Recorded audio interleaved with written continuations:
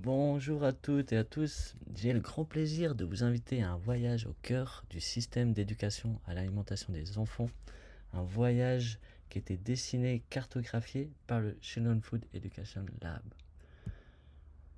Comme vous pouvez l'imaginer, le système d'éducation à l'alimentation des enfants est extrêmement complexe.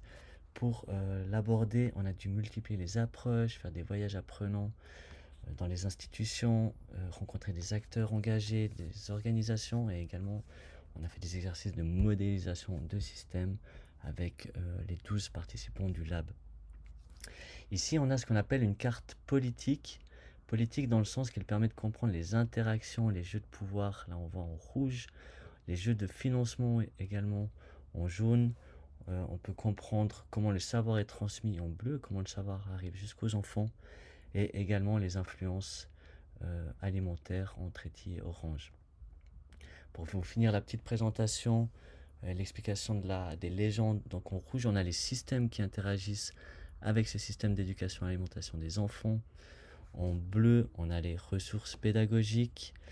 En orange clair comme ça, ce sont les bénéficiaires, les organisations, les systèmes qui accueillent des enfants et qui sont liés à cette éducation à l'alimentation des enfants, qui appliquent ou pas des bonnes pratiques. En vert, on a tout ce qui est des influences alimentaires, des sources de connaissances également.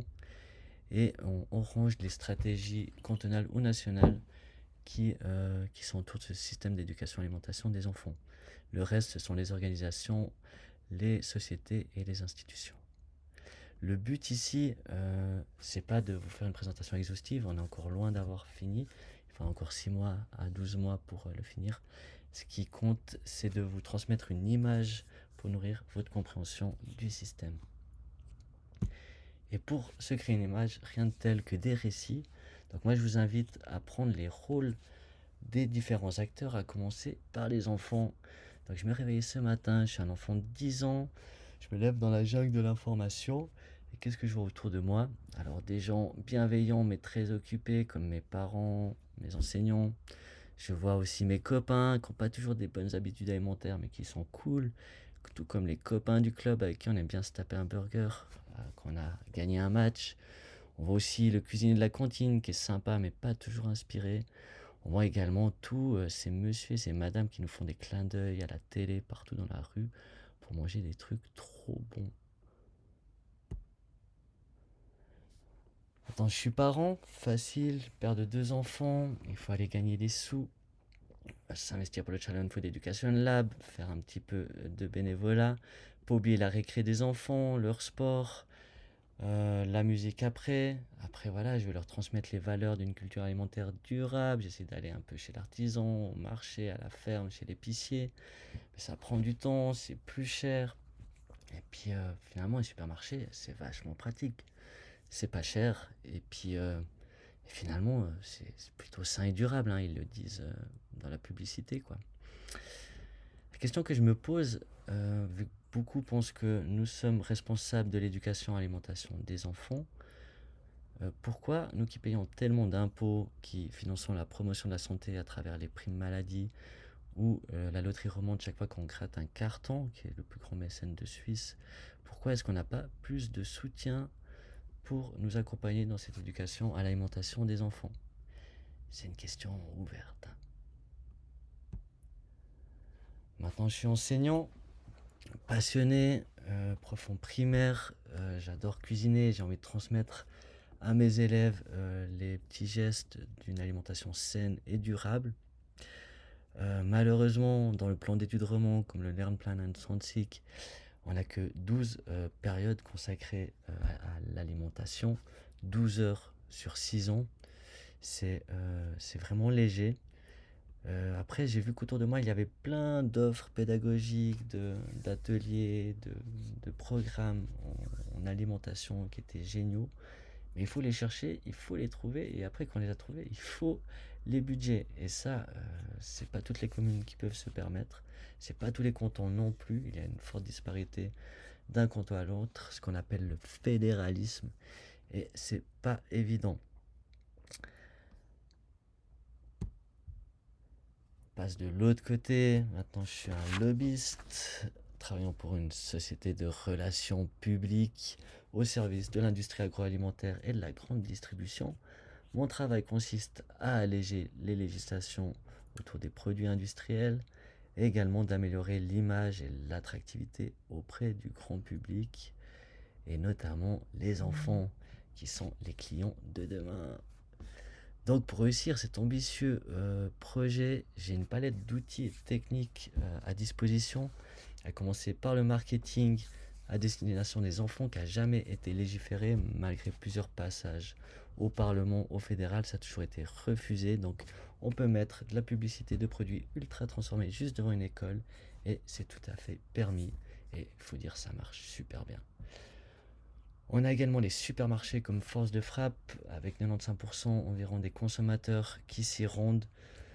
Les supermarchés, c'était un lieu pratique, pas cher. Maintenant, on en fait un lieu qui est cool. On fait des petits cadeaux aux enfants qui ont envie de revenir. On leur offre des Playmo pour qu'ils puissent s'amuser à reproduire les gestes et les habitudes alimentaires de leurs parents en supermarché. On va pas expliquer au McDo comment faire, ça fait longtemps qu'ils ont compris avec leurs petits cadeaux. On a encore les médias, nos influenceurs bien sûr qui font du placement de produits en 2 vidéos. Là encore, aucune régulation des réseaux sociaux auprès des jeunes.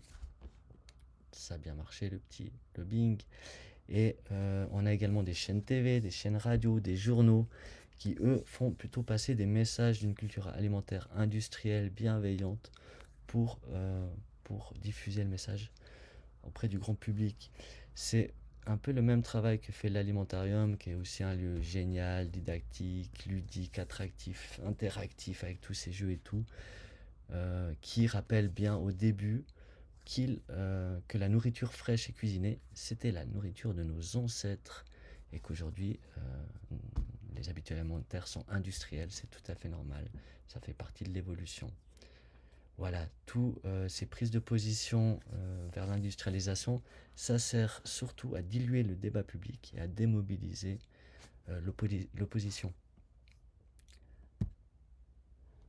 On finit avec le conseiller communal. Donc moi je suis plein de bonne volonté, mais j'ai très peu de pouvoir pour influencer l'éducation et l'alimentation des enfants, le pouvoir de payer en général.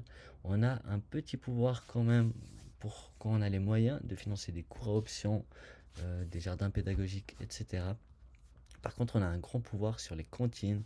On peut demander de produire des menus équilibrés, travailler avec des fournisseurs locaux. On peut mandater des organisations externes comme Fourchette Verte pour accompagner ces programmes.